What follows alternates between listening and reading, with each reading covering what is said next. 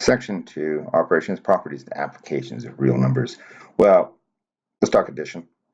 If two numbers have the same sign, like signs, you add them together and the sign doesn't change. So an example of this would be if you have 2 plus 3. So I'm going to draw a number line. I'm going to explain it a little bit differently than what's in the book. Here's a number line. There's 0. So what I'm going to do is I'm going to add the numbers 2 and 3. Well, number 2, here we go. I'm going to draw a line 2 units long. And then I'm going to draw a line 3 units long, a little bit longer, from the where the tail end of the line that's 3 units long is just butted up against the head of the line that's 2 units long. Means I've gone a total distance of 5 units. In a similar way, if you're adding negative numbers, you're just going to the left. Unlike signs, it's more difficult because the number that's got the bigger magnitude will determine the sign of your answer. So here's an example. So say we have 2 plus negative 3. So I'm going to start off, I'm going to be drawing a line from 0, 2 units long. And then I'm going to go in the opposite direction, 3 units. Well, I'm going to start off with my second arrow. It's going to start at the head of the first arrow. And I'm going to go 3 units in the negative direction. The distance from 0 that I end up at is -1.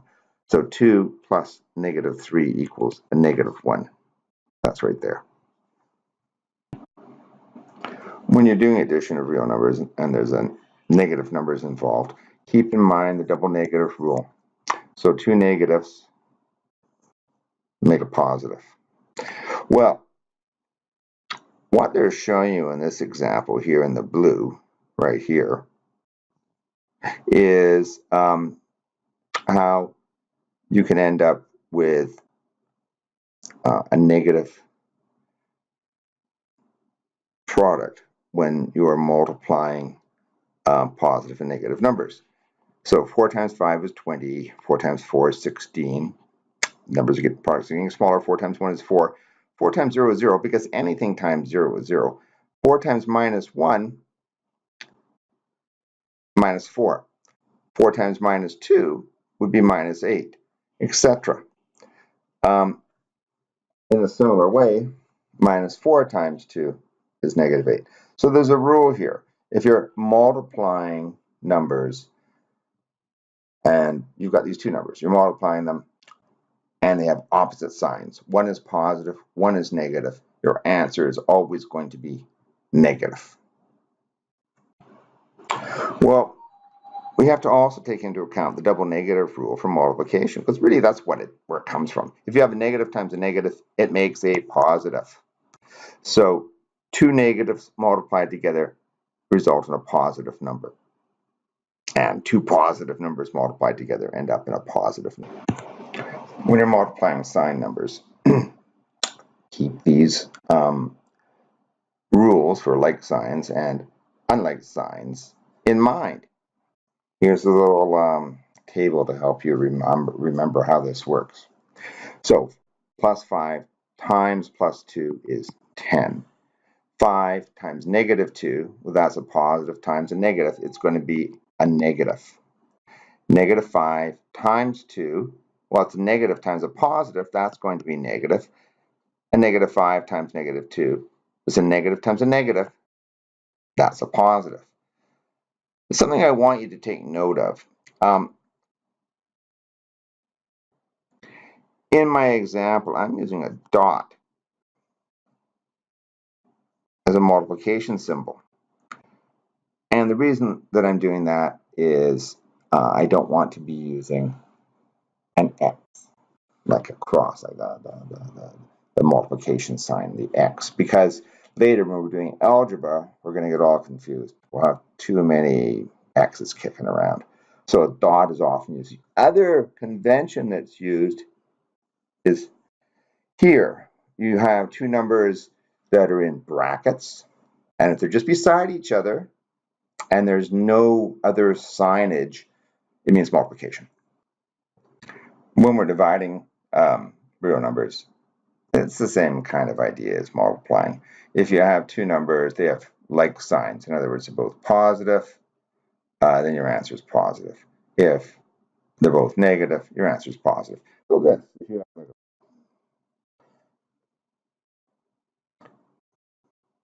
a positive divided by a positive, the answer is positive. If you have a negative divided by a negative, the answer is positive. If you have a positive divided by negative, the answer is negative. If you have a negative divided by a positive, well, the answer is negative.